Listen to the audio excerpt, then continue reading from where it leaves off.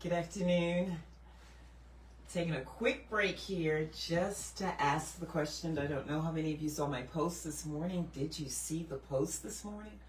Oh my God, that was the most beautiful sunset. So beautiful. And what made it so beautiful was that I came out right in between the ending of the nighttime and the beginning of the daytime. I guess it was about 6:45. So if you look at the pictures, I showed them backwards because the most beautiful one was the last one. But I took a sequence of pictures, and I actually do this almost every morning. There's just like the quietness of the morning is just beautiful in and of itself. And if I get out just late enough where I'm riding on the border of sunrise, and I can really get some nice shots. I was out last weekend, I think, the day that it was just so foggy you couldn't see beyond your nose, and to see the trees lining up against the waterway, it was just really, if I was like a real photographer, they would be excited about some of the scenes that I see. And sometimes it's so beautiful, I'll take the picture, and unfortunately, even with the iPhone 15, 16, whatever I have, it just doesn't do it justice. But this morning I think I was able to capture some really nice shots. And I don't know if it was just that I was able to capture some really nice shots, but I just don't know that you could have missed it. That sunrise, no matter what kind of camera you were dealing with, it was going to come out at least nice. And so what you can see in the photograph is you can clearly see the clouds. So when the sun is coming up, there's a line of demarcation almost. It's just like there's the sky, and then there's the sky with the clouds. And then as the sun is coming up, and we're moving further away from nighttime, there's almost a dissipation of the separation, if you know what I mean. And you don't have to know what I mean. Just look at all four of the photographs, but look at them in the reverse direction that I posted them, because it's showing you that. And so I thought, as I'm walking up and down the hill, I usually just walk the trail, and there are two really nice hills on my trail, so I'll go up and down each one like 12 times. So I'm seeing it as I'm coming down, I walk away from it, and I come back, and I see it again. And you just start thinking, and I was thinking, as the full sun comes, the clouds were still there, because today it's a partly cloudy day, but you almost couldn't see the line of demarcation, because once the night got really far away from the daytime, they kind of merged together. Once the darkness got further away from the light, it kind of merged together, And so we are supposed to be the light of the world. So when we come into, and then even that, it kind of reminds you, you've got the sky with the clouds, and then you've got the sky without the clouds. You can see that clear line. And so you have us, the children of God, in this world, but we're not of this world. And when you look, you shouldn't have to look that closely to see the line of demarcation, but it matters what time of day that you're looking. And so with us, is our light shining enough in the darkness? That's not to say that the whole world is dark, but there's a lot of darkness. And if we are shining as we're supposed to be, and it shouldn't be a whole lot of effort to that, and that's why we're in the Gospel of Mark, because if we just pay attention to the teachings of Jesus Christ and follow those, then our light will shine so bright. And it's so difficult to be mean and ugly when people are so kind and generous, They have to get a little used to it or whatever, but sooner or later they're going to come around. I've seen it happen over and over and over again. And so that's what we want, It's so easy to be like everybody else. It's so easy to just continue to be combative. It's so easy to just, hold a grudge. It's easy to do those things. And that's why Jesus says the golden rule is to do unto others as you would have them do unto you. So in the midst of them being ugly, in the midst of all these other things that are going on, just try to say, you know what? I'm just going to put myself over there and reverse this, and not think about you and what you're sending me, the negative energy, but just always be thinking how God wants me to act. Jesus says, love others. And if we can just do that, it really dispels a lot of anxiety, agitation, fear, uncertainty, discouragement. It really does. You just say, you know what? I'm focused. And so anyway, that picture is great, and it lines up as always, and it's going to all tie together. It lines up with what we're going to be talking about today. So for those of you who are familiar with the gospel, if you know, right here in the middle of the Gospel of John, chapter 6, 'cause I think there are like 15 chapters. I think there are 15 chapters in Mark. It's one of the shorter gospels. Yep, 15 chapters in Mark. We're at 6. So we're getting there. So you probably are wondering when we're going to do the big miracle, feeding the fish. So we're actually in that chapter now, chapter 6, the feeding of the 5,000.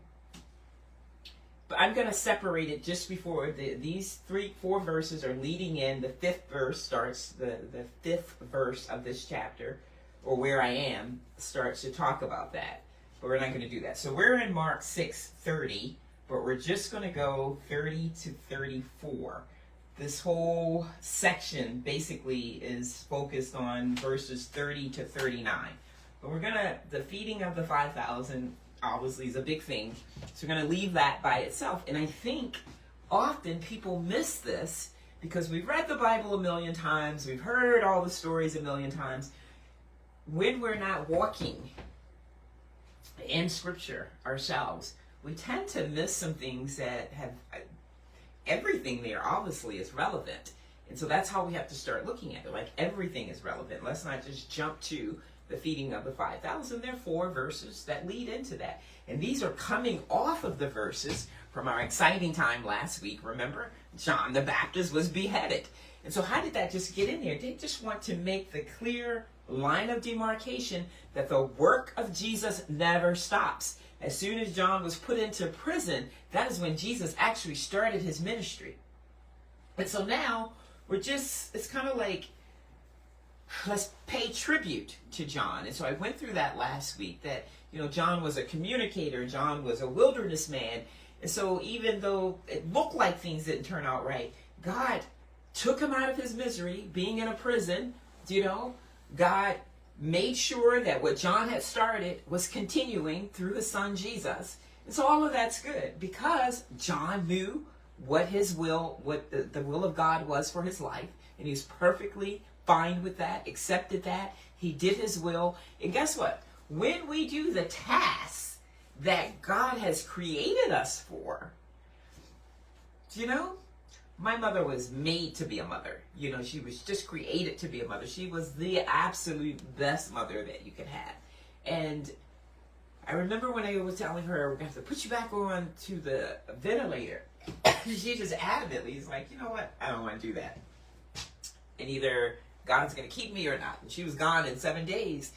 But then when you look at her remarkable life, even though she only lived 81 years, it was encapsulating that thing that she was created to do, and she did it well, and now she rests from her work. And so that's another thing. We want to do what we are assigned to do so that when that time comes, we will embrace eternity. That takes some getting used to. But verse 30, under the section of feeding the 5,000, is Jesus and his guys taking a rest stop. Just before we started talking about John the Baptist being beheaded, if you could remember a few weeks ago, it was not long after Jesus gave the disciples, or the apostles, their mission to go out and herald, to go out and, remember I talked about, this is one time you can enjoy M&Ms, to go out and speak about repentance, give the message of repentance, that you must repent, but then at the same time, to cast out demons, to heal the sick, So it was the message, but also mercy, And so that is what he sent them out to do. And they came back. They came back with stories. The first time for me, playing tennis, the first time I ever played a tennis tournament, first thing you want to do is go to your coach and just, talk about everything you did right, everything you did wrong, and kind of re-illustrate that match. And most coaches are there with you for your first tournament. But if they're not, and even if they are, you just kind of go through the whole match as if they didn't see it if they were there, but definitely here's what happened if they weren't there.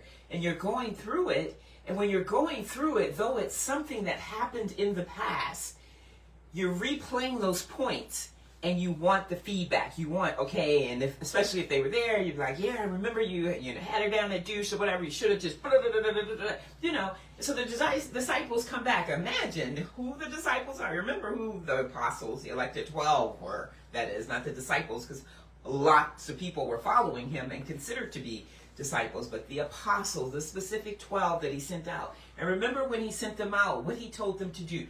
Do not take this, do not take that. A life of simplicity, and a life that you're going out to herald, not going out to speak your message, not going out to give your opinion, but going out to preach the message that Jesus sent them to preach. And to do that and have people care for your needs at the same time, because our needs aren't much. We just need a place to lay our head and our, at night, get a little something to eat, and go out and do the work of Christ, because he will sustain you in the things that he's called you to do. And so they come back. They want to talk to Jesus about it. Hey, look what happened. We cast out some demons, what went right, what went wrong. But they were really excited, and they were hungry. And during this period that they were fellowshipping, they couldn't, because now they're starting to get a similar reputation as Jesus. The crowds are coming, and we all know when you have a crowd of folks, 90% of the people are coming to get what they can get. 5% are truly interested in what you're giving, and 5% are just curious to see what's the rah-rah about. And so, in this, Jesus is saying, be still, let's talk about this. And they can't talk about it because people are starting to recognize, okay, here are some more folks that can cast out demons like the Jesus did, the teacher did. Here's some more folks that can heal the sick. And so they're like spreading the word. When there's something great that's happening, we all do the same thing. First thing we do is sometimes we don't even take in what we're seeing. We're like calling somebody. It's like, you're not going to believe this. Almost as if we want them to help us analyze that thing that we're experiencing because it is so fabulous and so great. And so they want to talk to Jesus, but they can't, because folks are trying to be healed. People are trying to get demons cast out of their body. Some of them may just want to hear some of this gospel, but most of them were coming with their needs. And so they're crowding them, and they're like, yo, there's the guy, let's go. So then they remember, this is not 21st century. So you're talking about people that are on foot, and they see, and most times, undoubtedly, even in this section, they probably were sitting in the boat and trying to eat in the boat. And you've got people, the boat is just from the shoreline. You got people walking up in the water just like, hey, can you touch me? Can I just touch the hem of your garment? And so when all of this is happening, this is where we pick the story up. Then the apostles gathered to Jesus and told him all things, both what they had done and what they had taught. And he said to them, come aside by yourselves to a deserted place and rest a while. For there were many coming and going, and they did not even have time to eat. So many departed to the deserted place in the boat. So they departed to the deserted place in the boat by themselves. But the multitudes saw them departing, and many knew him and ran there on foot from all the cities. And then they arrived before and came together to him. And Jesus, when he came out, saw a great multitude and was moved with compassion for them, because they were like sheep not having a shepherd. So he began to teach them many things. We're going to pick up right in the middle of that in 2 weeks. Remember, it came back to you this week because we missed the week before. So we're going back to every other week. So I won't see you next week. That's why I have my red on. Happy Valentine's Day in advance. When you start talking about I love you, start remembering that the love in the Bible, there's the brotherly love, filial love, there's the agape love, that sacrificial, that's that love we're striving for. That is how you love the man that is on the side of the road trying to change his tire. Because you are the person that is going to do not just for the Christian, but your fellow man, and you're going to get out of your car, help them. Love in the sense that some kid is going to college, your parents aren't very wealthy, you're going to write them a check for $500. Love in the sense that your neighbor is out there, 65 years old, trying to get some snow off, and I'm going to go shovel it for them. That's the love that Jesus is talking. That love that's not convenient. That love that is not looking to do for someone that's going to do back for them, i.e. a friend or relative. That love that sees a stranger as your very own. That is the love. So when you start thinking next week for Valentine's Day, who's going to get me chocolates? Who's going to get me red roses? Who's going to get me red carnations? Who's going to bring me orchids? Who's going to bring me a sunflower that was dyed to look like a yellow flower? It doesn't matter. What are we going to give out on Valentine's Day? Who's going to be so grateful that we were a part of their lives next week that didn't know us? That's the thing. We're going to go out and find some people to love on next week. And so here you have this story. It's two things happening here that we have to pay attention to. One of these things, and I wrote in the little caption there, which line do you fall in? Because, you know, I used to train Beecher Hicks. Dr. Beecher Hicks used to be one of my clients. And at that time, he was just coming out with one of his numerous books. And he's like, you're either in a storm, going in a storm, or coming out of a storm. And he says, Dallas, that's the rhythm of life. Like a roller coaster, up and down, up and down. And that's what makes life interesting, I think, for the Christian. That's what makes life interesting for anybody. Imagine if you were only on the peak of a roller coaster. You know, you're at the top of a mountain and you see a peak that is taller than the peak that you're on. In order to get to that peak, you don't have any wings on you. You're going to have to go down into the valley in order to reach a higher peak. Think about that. That's wonderful. Sure, we're going to experience some things in the valley, but once we come out of the valley, we're at a higher peak. We're at a better vantage point than we had before that we thought was great. And so it's just enduring for a little while because the valley can't last forever. The valley can't stretch forever because there's another peak. And guess what? When you get to the higher peak, only from that vantage point will you be able to see the next peak, because it's not visible unless you're in a position where you see another valley in order to see what that valley eventually leads to.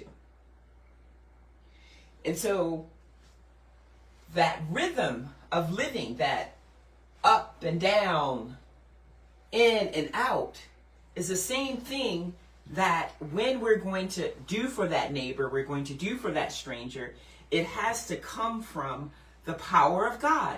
There is nothing inside of you and me, flesh speaking, that is going to be generous enough to go shovel someone else's snow when we have to shovel our own snow. There's going to be nothing inside of you and me that's going to be complacent enough to say, I don't know if this man that has his flat tire is someone that's waiting to run a trick on me. Do you know, when we get to the point where we offer the sacrificial love, it is when we have gotten to the point where we have spent time with Jesus and the power of Jesus is at work in us. It is only through the power of God that we are able to do any of the work that he wants us to do.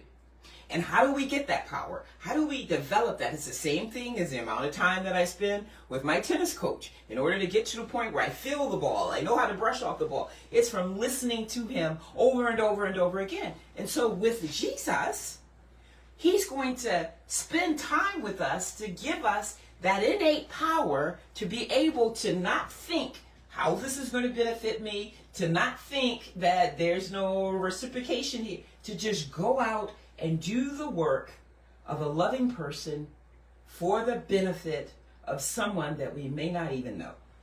Excuse me. And so that rhythm says that I am either in the presence of God or I am going into the presence of man from the presence of God with the power of God in order to do the work that I need to do in power for that man.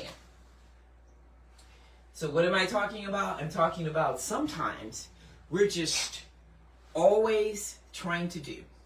We're busy. Jesus says, come. Let's go to a deserted place.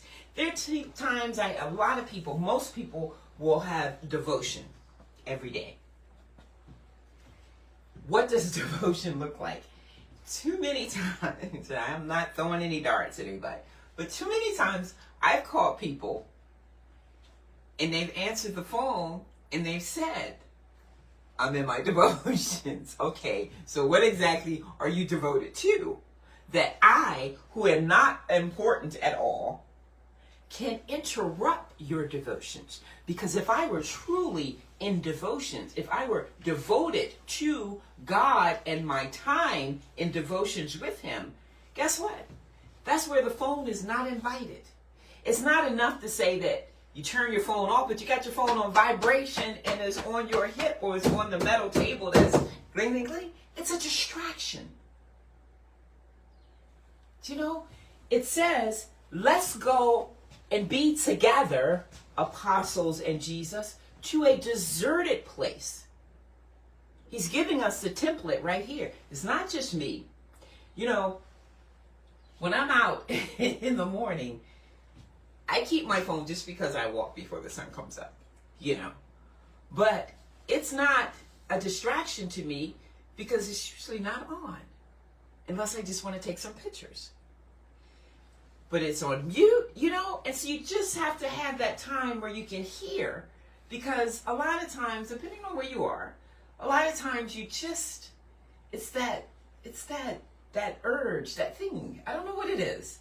That, you know, it's when you're talking to people and they're on the phone with somebody. I don't know. But the time that we're going to get what we need to be able to fulfill the task that Jesus wants us to do has to be based on the example that he sets for us. Now, his apostles have already been given the power to cast out demons, to heal, the teachings, to be able to preach, teach, and still, even they need to go and be in a deserted place with Jesus.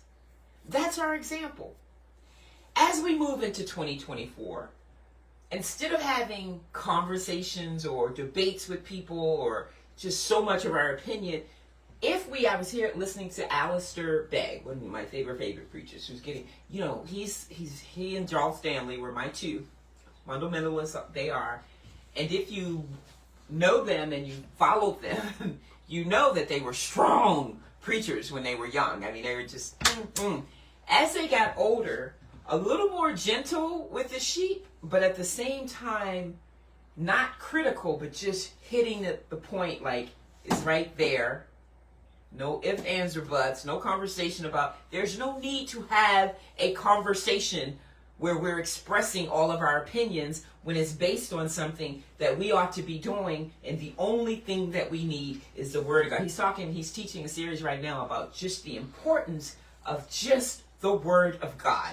No adding. In Deuteronomy, is it 4:4 somewhere, where it talks about don't add anything, don't take anything away from the scripture. You know? And we just have to get to that point. I was talking to somebody the other day, and I was like, you know what? Because I think they think that we're going to get into that. I'm just not having these long conversations in 2024. You know what? The Word of God says, here it is. Bam. And so there it is. We have to go and be in a deserted place. Say whatever you want to say about the justification of this or what. But here it is. And if we follow this, this is what we're going to get. We're going to get this excitement that the apostles had about all the good that they did. You know? They were surprised at what they could do. Don't we want to be excited about God using us and how he uses us and the results as a result of us just doing what he simply told us to do? They simply went out. He sent them out and he gave them instructions They followed the instructions, and they came back, and they were not only with good report, but excited about their good report. And so when we start thinking about, yes, I'm ready to be this disciple that we've been talking about for 6 chapters, we have to start developing the lifestyle practices that are required in order to be all that we can be for Christ. Simple as that. So, and eat a little. And so they went apart and they did that. And then, so here's the other piece. So that's the piece that, that's a rhythm that we have. We spend time with Jesus in a deserted place, something about the morning. When you wake up, and that's just not, for years I'd be trying to justify it to people, I think it's better to get up early in the morning. Whatever. Jesus got up early in the morning. It's all the time. I don't know any verses or passages where it says in the evening hour he did whatever. It says early in the morning he went to spend time with his Father. When the disciples came and got him, you'll see it coming up, back after he healed Peter's mother-in-law and then cast out the other demon, and he went to spend time, and it was like early in the morning looking for him. They went looking for him in the bedroom or wherever. He wasn't there, and they went out looking for him. And where was he? In a deserted place, spending time with his Father. And they're like, hey, folks are excited about what you've been doing. Come on, let's do some more. And he was like, okay, but this is what we came to do, but we came to do it in many towns and villages. So getting up early in the morning, something about, when I go walking at 4:30, 5 o'clock in the morning, the birds aren't up yet. I love being here. This is one of the reasons I haven't moved. Just love the birds. Love this little sanctuary I built back here in the backyard. And sometimes you just hear them, and it's just beautiful music to your ears. But there are times when they just are so excited about stuff that you're just like, you know what? And in the morning, they're asleep. Early in the morning, they're asleep. They get up right around sunrise. So if you get out at 5 o'clock, you ain't going to hear no birds chirping. No one's starting to move around. Even the early people, the truckers and industrial people, they're not quite out. Starts to start happening here lately, maybe 5:45, whatever. You get out at 5, ain't nobody out but you. In the darkness. And that interesting thing about dark and light, because that's the thing, we can work too much, or the flip side of that is that some of us are just too darn slothful. I remember one time I was saying, people are just lazy, and the pastor was like, Dallas, you can't say that. But the Bible says that. It says that we're not to be one or the other. You have to find that happy medium, And so, I lost my train of thought. That hasn't happened in a minute. But when you come out in the morning, and I was talking about that line of demarcation earlier. So if you're the light, where does the darkness come? People often say, when we used to do the boot camp for years, like 5 o'clock in the morning, it's dark at 5 o'clock in the morning. And I always would look at people and I'd be like, these are people that have never been out in the morning darkness or before sun comes up. Because it's never like, oh, it's dark, where am I? It's not like you have a blindfold on. It is never in the middle of the darkest hour, there's still light. You can still see in front of you. Now, I don't know if you're on those back roads in Alabama, that's a whole different darkness. That's a whole where it is pitch black and you don't see nothing. But even then, you can see a light, And how powerful is that? That there's always light, even in the midst of dense darkness. That's good stuff. And so, the other piece is that you don't want to be slothful. We weren't bred for that. We're here for a task. We were created for the task. Get to the task. Don't be sitting around like, I'm waiting to hear from God, or I'm waiting to hear from God, or waiting on God and waiting for that specific direction or whatever is not a passive activity.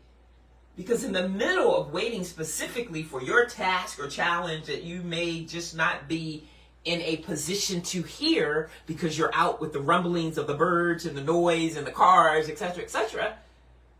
But there is a book full of what we're supposed to be doing while we're waiting. And then there's my favorite passage that until you do hear clearly, you just tarry. And tarry means you continue to do those things that God has already told all of us to do. And that's important. And that just being kind.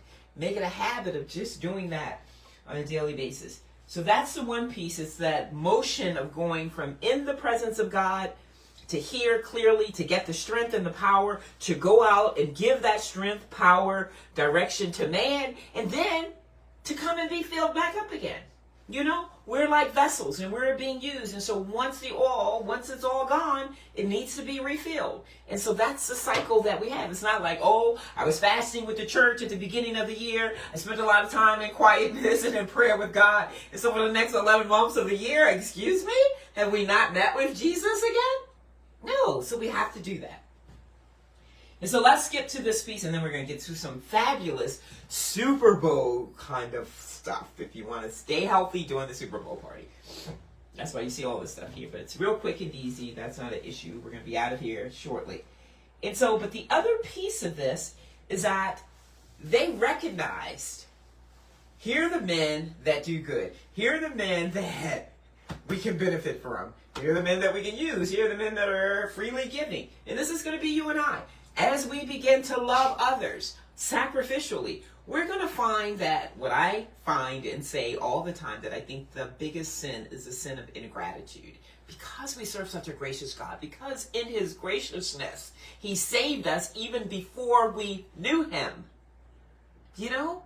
And so this sin where people are just ungrateful just really rubs me the wrong way. And it's not to say that it has anything with us continuing to do what God has instructed us to do, the royal command, love others, in spite of them loving you back, in spite of anything else, just love them as you would want to be loved. Cut out everything else and just say, you know what, if this were me, what would I want? And that is our marquee to go and act a certain way. But even Jesus said, hey, wasn't it 13 or was it 12? Where the other ones? When only one leper came back. Now, obviously, Jesus wasn't healing the lepers for any type of gratitude, for anything, but it doesn't mean that he does not recognize the ungratefulness, and he talked about it. And that is a hint for some of us as well. Do you know? That's obviously, that's a little tender spot here. That's a whole nother sermon though. But Jesus is, again, our perfect example. Jesus just told his apostles, you guys have been working hard, and they obviously aren't working as hard as he's working. You need to come and rest for a while. That is what the scripture says. It says, come, let us go to a deserted place and rest a while. So here you have the scene. You've got this lake, and you've got them getting in their boat to go to the other side, to get out, walk away, get into a deserted place. Then you got these people that are like, yo, there's a dude that can help me and do whatever. Let's go where they going. And you're standing on the shores of the sea, so you can clearly see the boat is here, is heading west, and they're on foot on the shoreline. They're like, yo, let's get there before they get there and be waiting for our blessing. That's a sermon too. How you got to go and be expecting, anticipating your blessing, and be prepared to go and prostrate yourself to get it and receive it. And that is exactly what happened. So by the time the boat, with just a little bit of wind, you know, at that time a boat rowing is not going to get there if you've got people on foot trotting. And so they run around to the peak, and by the time the boat gets there, they're already there waiting like, here's my loved one, they sick, can you do something?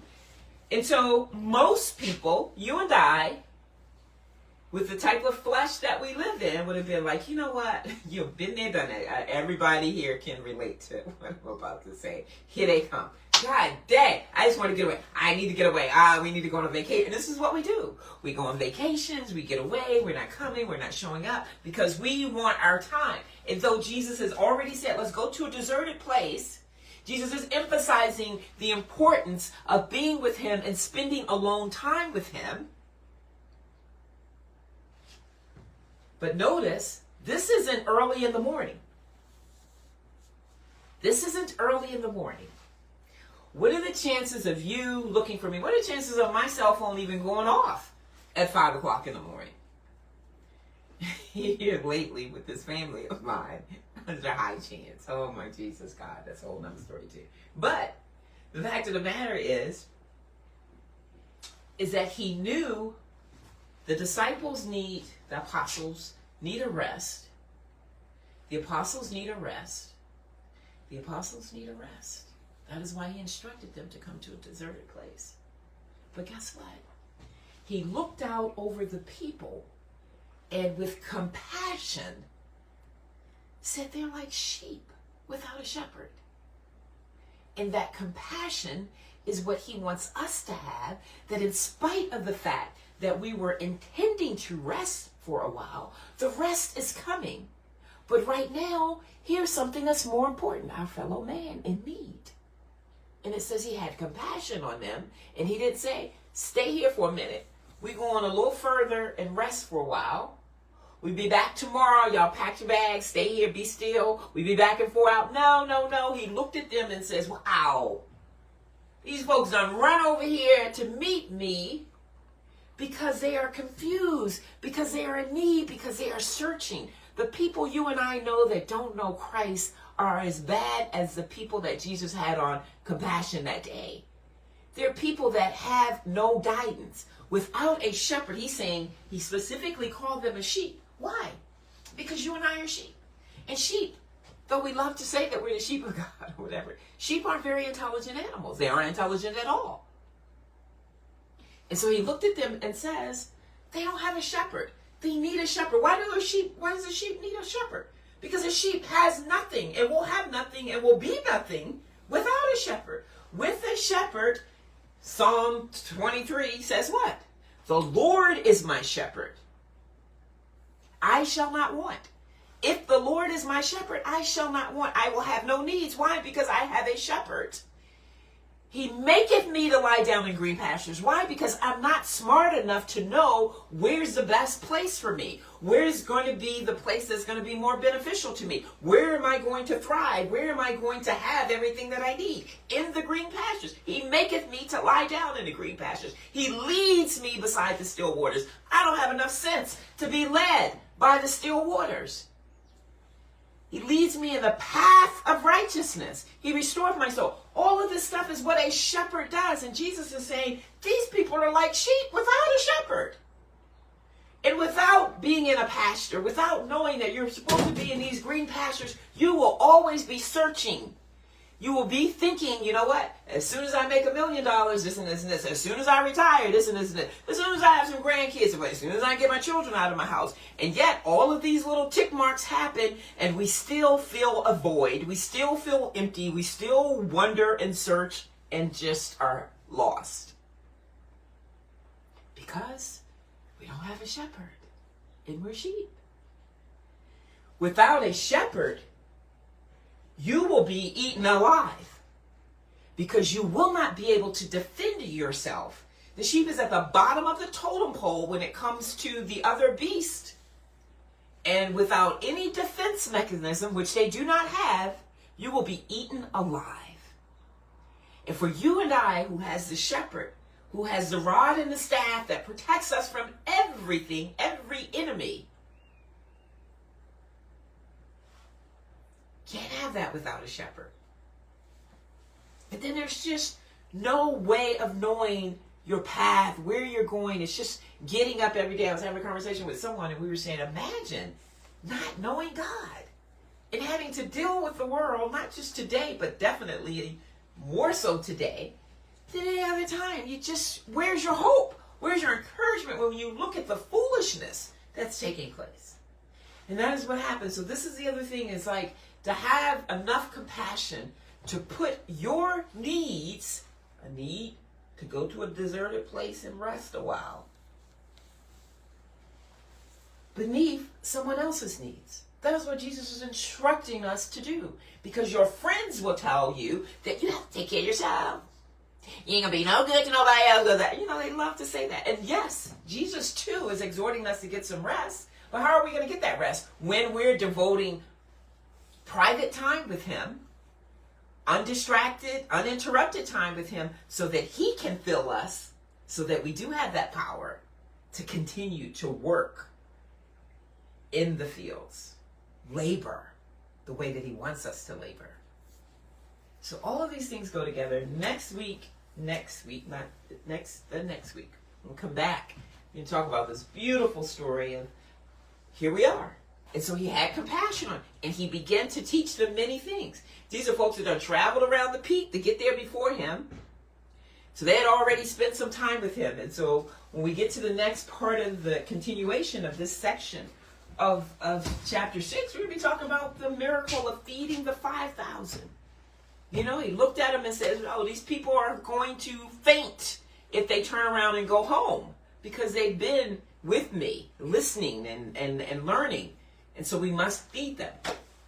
And then you'll have the miracle of the feeding of the 5,000. So you may not be feeding 5,000 people this weekend, but if you have the football family and your spouse or you and whoever else, you may have just a few friends over. You may not be a football fanatic, but people like to gather when the football game, Super Bowl, the game of the year is coming on.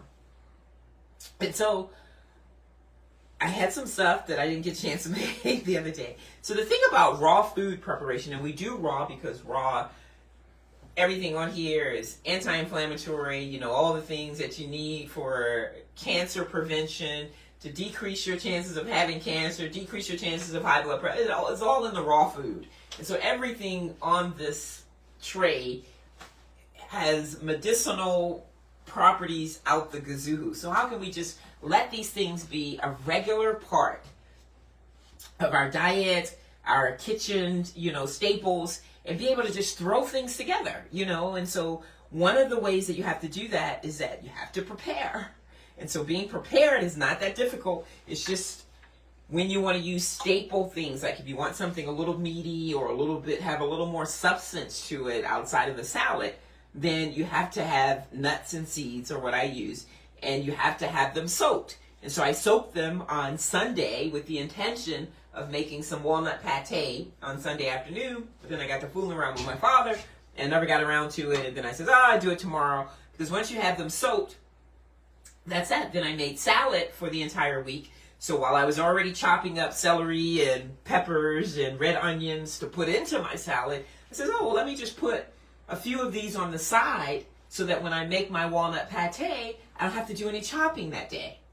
Are you following me? Because this is how you get to a point where you're not scrambling and you're not like, there's nothing here to eat. I'll just, you know, grab something from fast food, or I'll get some processed stuff. And it's just, you don't have to do that, because by the time you call Grubhub or whoever, or by the time you run to Chick-fil-A or whatever, you can do this. It's only 10 minutes. Do you know what I mean? It's longer because chat box over here doesn't know how to make something without giving you a whole bunch of information while I'm doing it. But if I weren't, had a muzzle on me, it would take me 10 minutes to do most of the recipes that I bring to you.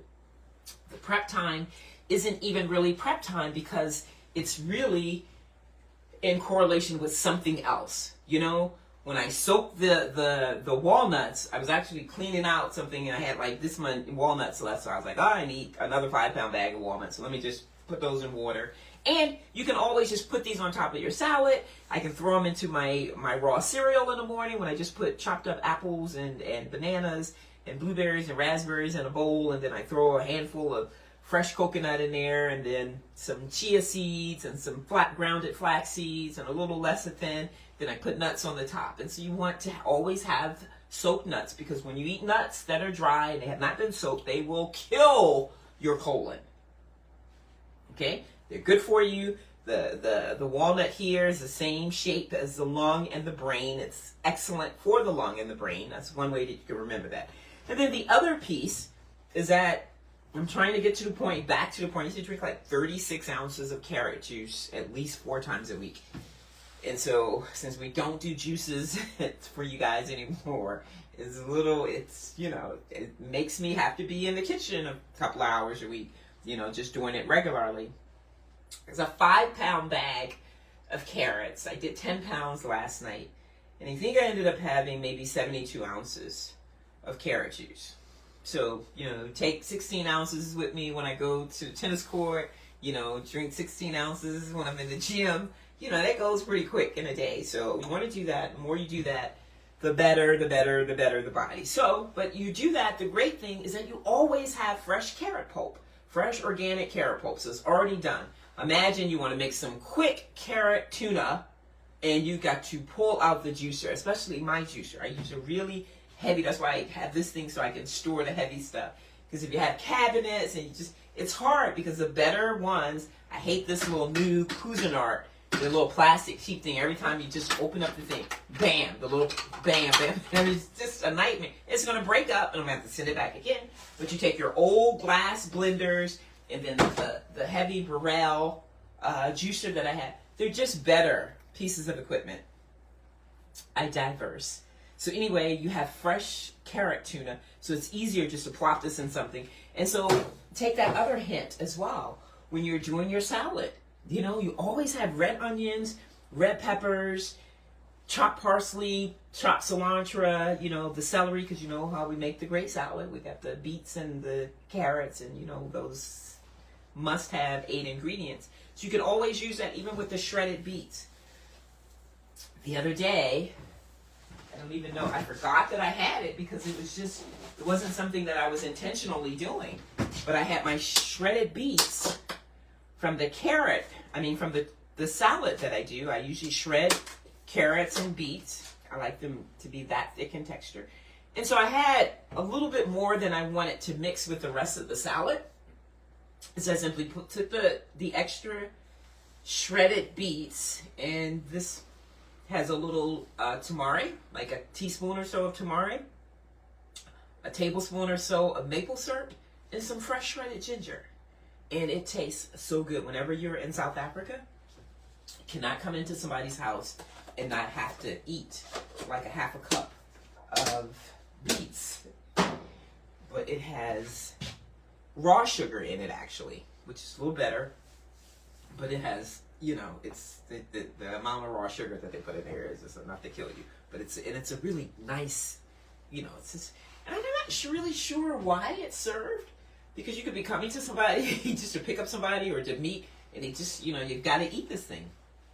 I don't know if it keeps the demons away or what, but it's good stuff. It really is. And ever since I came back, I said, I've got to find me something that's similar to that makes my stomach all yummy and feel good, but it's not as bad. It's kind of like true popcorn. How can we make a popcorn that's good for you, whose taste suggests it's anything but good for you?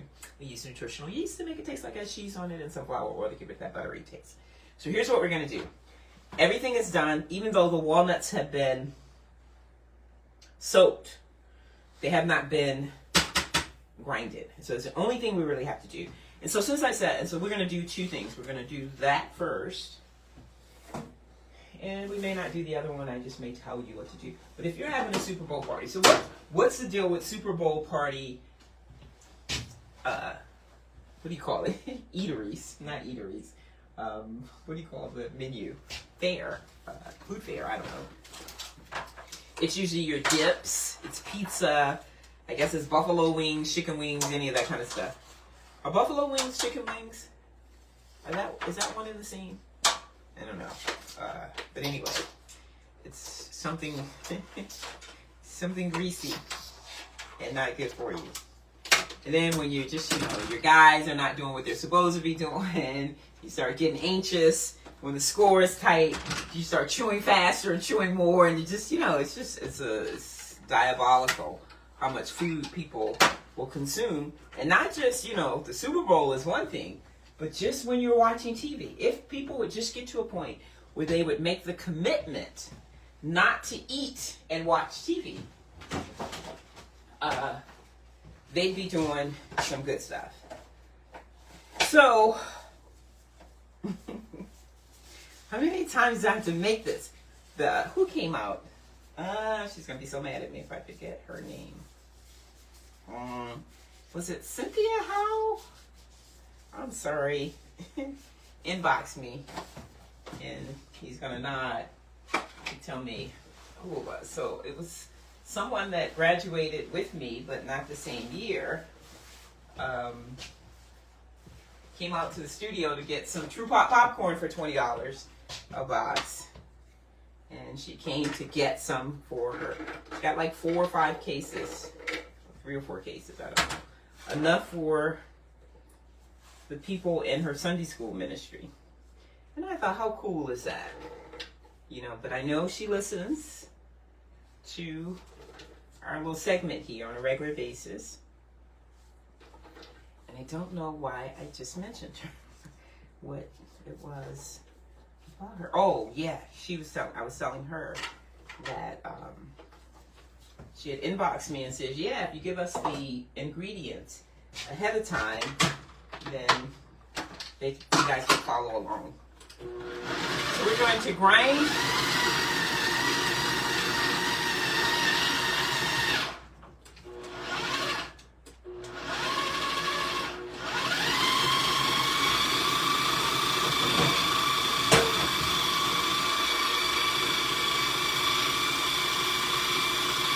Now the other thing is determining what texture you want your meal to be.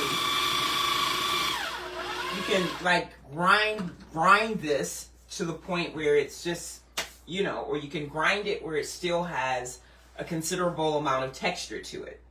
And so then we have our grinded walnuts there. So what you don't want to do, and this is the trick or the key to actually preparing stuff correctly. So now that is what you call the staple in the menu. The next thing that we want to do is take the non-staples and put them together and kind of mold it together. So this is like a nut pate. For those of you who are real chefs and you make patés, you take your ancillary ingredients first and kind of mat them together, and then you put the bulk. So if you're making a hamburger and you've got ground beef, you got an egg, you've got some breadcrumbs, I don't know, some onions and whatever, you would put that in the bowl first, and then you'd get that all wet and whatever, and then you'd put the ground beef in. I think. Would you do that? I don't know how you would do that, but that's what my grandma taught me, so that's the way that you have things and they're done and they taste better. So what we're going to do is we're going to take half of these onions. I'm just going to make 2 small dishes, one of walnut pate and one of carrot tuna. And so both of them are the same. And so this is another thing that you can do to make life easy for you. So we have a cup, which is like maybe 3 cups of matter in there. So we have 3 cups of carrot pulp. We have 3 cups of walnuts. I'm going to put the rest of those in there in a minute. So I'm going to take half of the onions that I have. I'm going to take half of the red peppers that I have. I'm going to take a little more, twice as much celery than I took of the red peppers and onions. I'm going to put that in a bowl. And then not for the carrot tuna, but for the walnut pate, because when you buy pate, you have different flavors. And so this is like a nut walnut pate, but I want it to be like a garlic walnut pate. So I'm going to use, I'm just like, look at these beautiful cloves of garlic. So this, this crap here, I'm going to hide the name so you don't know where it came from. You buy, it's organic. It's just like, really seriously, people, versus this nice clove. It was 1 garlic clove. See how large that is? And it was just perfect. Most times you buy stuff, once you get into them, so if you keep them in the windowsill, and I always keep the window, you should always have some fresh air circulating. Keep them in the windowsill, that should be enough, because you never want to refrigerate any of your vegetables if you don't have to. The peppers, everything, the avocados ripen in the window. You just, that's just. So these are the garlic cloves. They just came out perfect from that garlic thing. I just want you to see that. So those are whole. We're not going to use those. And then the rest of it I just chopped up. So I want this to be garlicky walnut pate. So I'm going to use close to a tablespoon or so. I'll put this, I'm going to just stick that in the carrot tuna. And so we have that. And then I use a little lecithin. Lecithin is a fat emulsifier. But more importantly, whatever you make, it gives it like a buoyancy, because it's a fat emulsifier. So it's going to make it taste smooth like. Okay? And then you want to fold in your herbs. So we have cilantro, my absolute favorite. Parsley is always good. It gives it flavor, but parsley, remember, I'm going to repeat it just in case you didn't remember, 3 sprigs of parsley gives you the same amount of vitamin A as an ounce of carrots, the same amount of vitamin C as an entire orange or a cup of orange juice, and the same amount of iron as, 2 ounces of spinach? That is like crazy. We should add parsley to everything. That is healthcare reform. 3 sprigs of parsley. Okay, so we have red peppers, celery, onions. I gotta look because my mind is going to look and see what is in here. And we have the lecithin. Then we're going to take a generous amount of olive oil, like 2-3 tablespoons, just to get it working.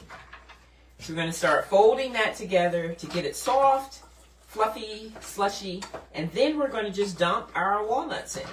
And then we're going to have some magical walnut pate. I'm going to use a little bit more. Once you've done it for a while, you kind of know how wet it should be. Olive oil is a great lubricator for our oils and joints. Our oils and joints.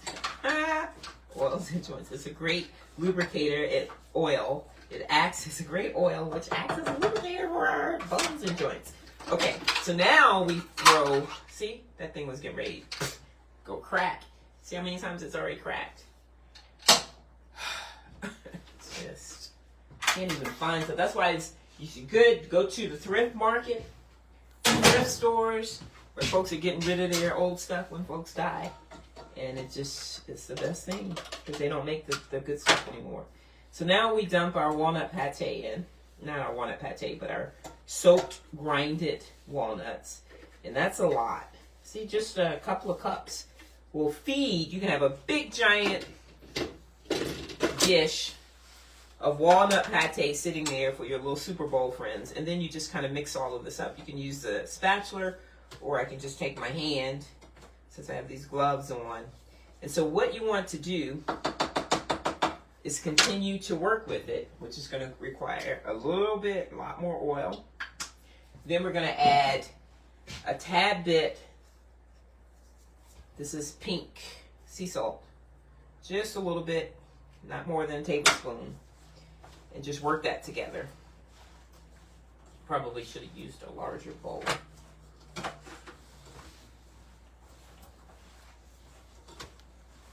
And then you just work it until it gets to be what you're accustomed to seeing.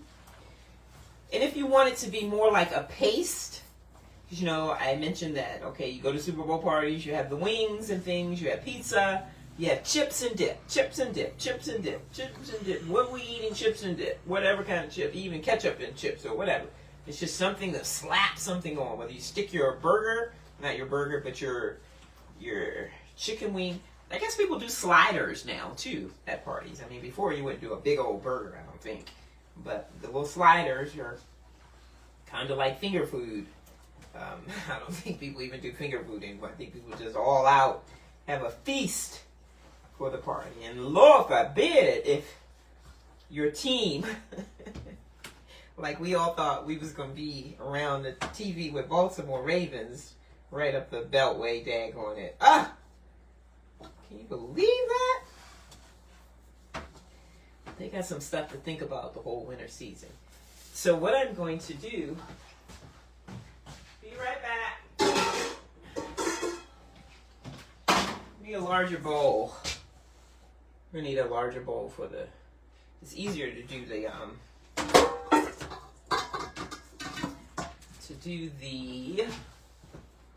do where'd those gloves go?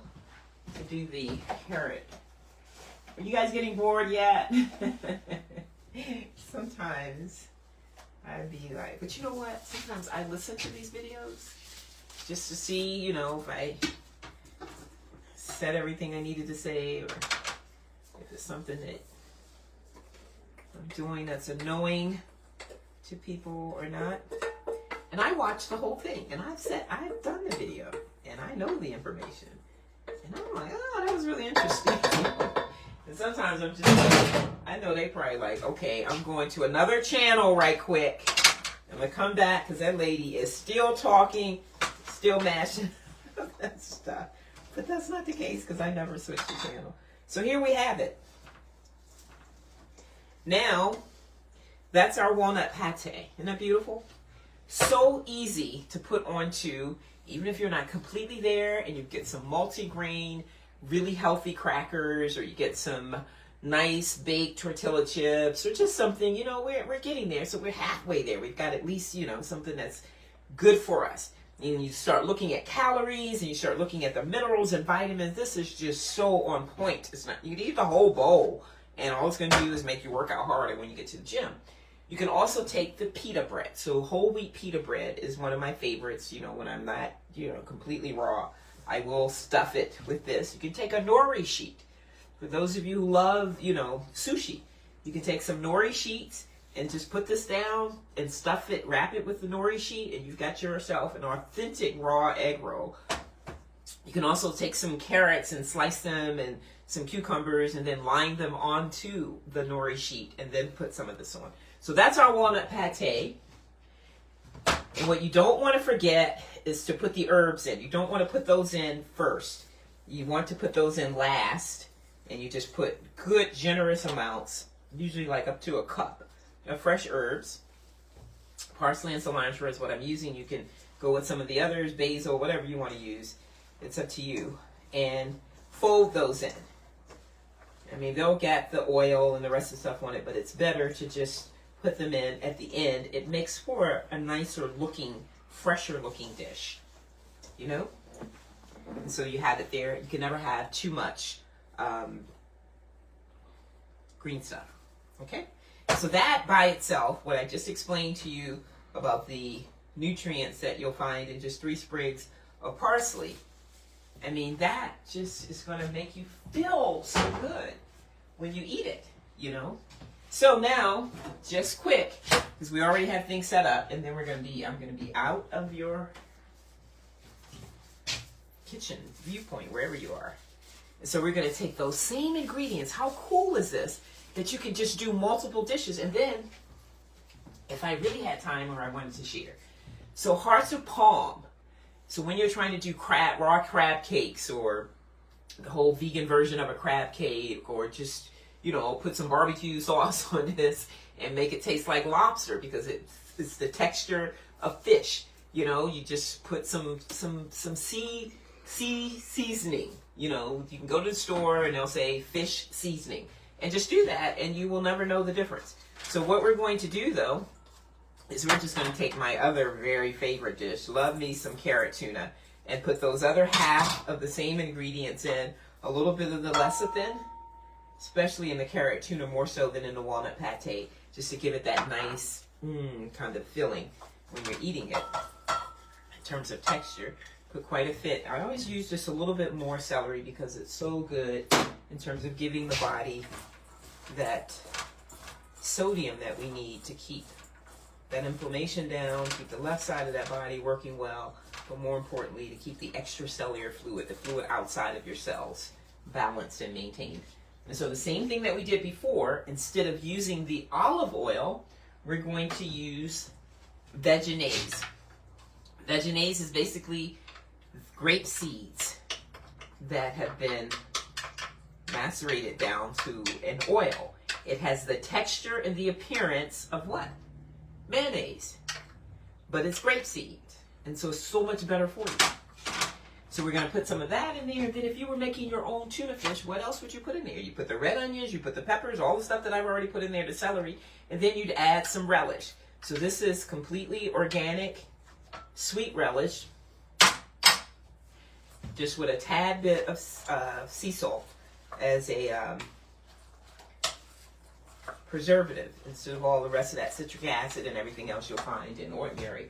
And then, of course, we don't add any sea salt because of the little bit of sea salt that's added for preserving the relish, but we do add a seasoned blend that's got cumin, paprika, all of that good stuff in there. And you usually have to use a little bit more because, you know, the carrot pulp is that has been extracted from the carrot. So when you're juicing, the difference in blending is that you're getting the pulp and everything. So you're getting a little bit more fiber, but the juicing process extracts the juice from the carrot. And so it leaves it a little dry. And so sometimes you have to go a little heavier with the vegetaise. And if you want it, I mean, if you really want it to be bland, you could use olive oil instead of the vegetaise. But we're doing carrot tuna. So you want it to have the texture and the appearance of tuna fish, which is usually more like a paste than the walnut pate has to be. But then too, it's up to you. If you want something that's a little drier, a little more textured and bulky, because you're going to stuff it in a pita bread versus slap it on a cracker or use it as a dip, then feel free to do that. Recognizing and understanding, because you do it so much, what you're working with, I can see that this needs some more of the wet stuff. So we're going to dump a little bit more. And this is the grapeseed oil by Follow Your Heart. I usually get the other brand. I think I got this one because I was doing like a huge vent. And the other ones are just sold in little teeny jars. So, just like you do tuna fish, you just keep mashing it. And I don't know if you're a very pickly person. Some people go heavy on the relish in their carrot tuna. I'm good with what we have in here. I have more celery than anything else because that's my vibe. Whatever your vibe is, you do that. But don't forget to add your fresh herbs after you've pretty much done everything else. And you're just going to fold that in. This is so much fun. I'm going to have some fabulous food for the next couple of days. And the great thing is that you can just eat so much of this.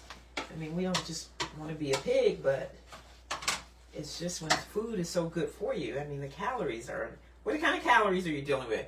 Carrot pulp, celery, parsley, red onions, a little bit, even the veggies and the relish. I mean, it's negligible almost. And so you can just have you a big, huge stuffed pita bread and put some macro greens in there or some bulky greens. Make yourself a really nice sandwich. So this is what it ends up looking like. It's beautiful. It smells beautiful.